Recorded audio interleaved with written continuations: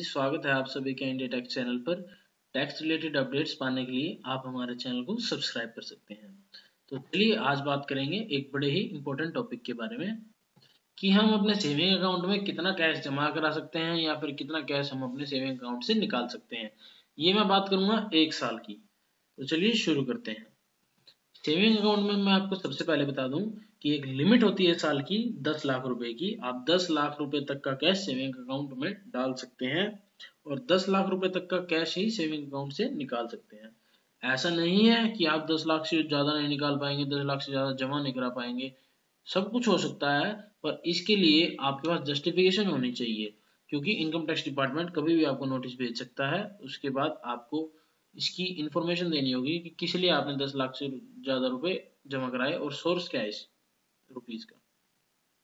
तो अब आपको मैं क्लैरिफिकेशन दे दूं, मेरे पास बहुत से लोग ऐसे पूछते हैं कि आपके जो टोटल बैंक अकाउंट है उनकी 10 लाख लिमिट है, या फिर मान लीजिए मेरे पास 4 बैंक अकाउंट है, उनकी हर किसी बैंक की 10 लाख लिमिट है, तो 40 लाख लिमिट हो जाएगी। ऐसा नहीं है।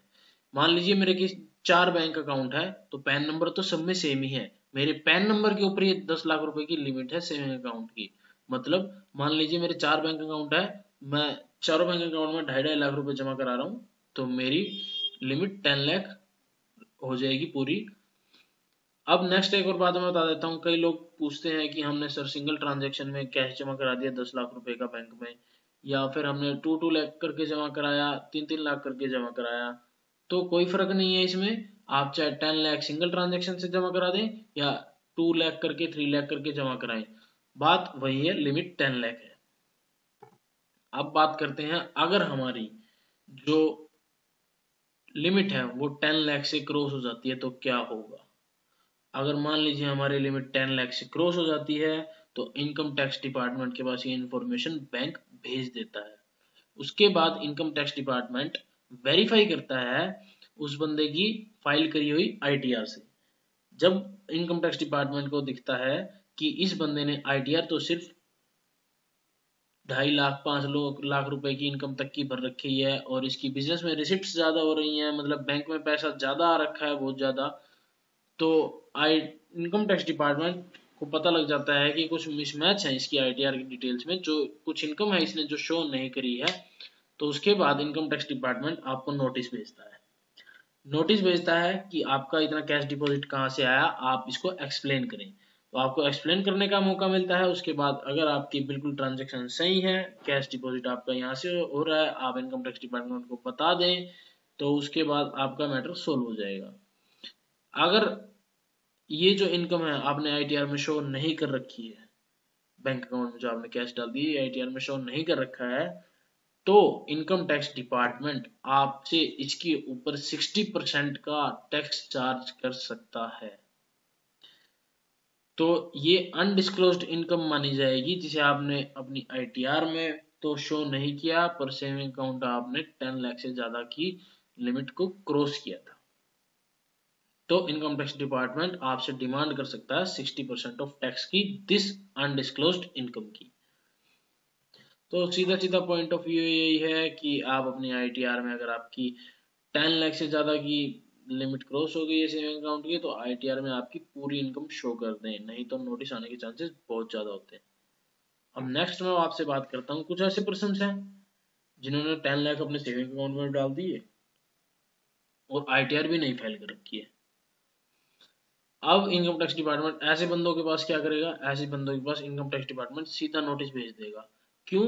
क्योंकि बैंक वाले तो इन्फॉर्मेशन इनकम टैक्स डिपार्टमेंट को दे देते हैं अगर 10 लाख से आपकी लिमिट एक्सीड हो जाती है।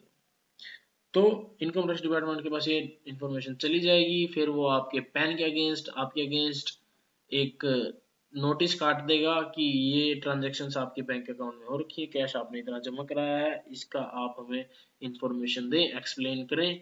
और अगर आप एक्सप्लेन नहीं कर पाते हैं तो आप इस पे हमें टैक्स दें।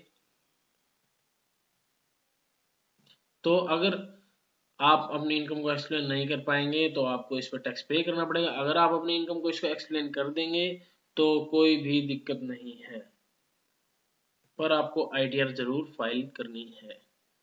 अब मैं आपको एक सीधी सीधी बात बता देता हूँ। जिससे कि आपको बिल्कुल समझ में आ जाएगा सेविंग अकाउंट को कैसे मेंटेन करना है। सेविंग अकाउंट में अपने ट्रांजैक्शंस पे पूरी नज़र रखें ताकि ये 10 लाख से ऊपर ना जाए। अगर जा रहे हैं तो इसकी जो भी आपकी पूरी का पूरा डाटा है इसे संभाल के रखें। इनकम आप मान लीजिए ITR भर भी देते हैं तो इनकम टैक्स डिपार्टमेंट के पास पावर है, वो आपकी 2-3 साल पुरानी 4 साल पुरानी भी खोल के देख सकता है ITR, और उस टाइम का भी बैंक अकाउंट में कितना कैश जमा कराया था उससे भी मैच कर सकता है, और आपको 4 साल बाद भी नोटिस दे सकता है। इसलिए इनकम का प्रूफ जरूर रखें। अब इसी के साथ मैं आपको कहना चाहूंगा कि अपने बैंक अकाउंट को केयरफुली हैंडल करें और नजर रखें अपने बैंक अकाउंट्स पे कि हमारे ट्रांजैक्शंस किस हिसाब से हो रही हैं। Thank you. और अगर इन्फॉर्मेशन आपको अच्छी लगी हो तो चैनल को सब्सक्राइब करें, और अगर आपके कुछ क्वेरीज हैं तो आप कमेंट बॉक्स में टाइप करके हमसे पूछ सकते हैं। हम कोशिश करेंगे जल्दी से जल्दी आपका रिप्लाई देने की। Thank you.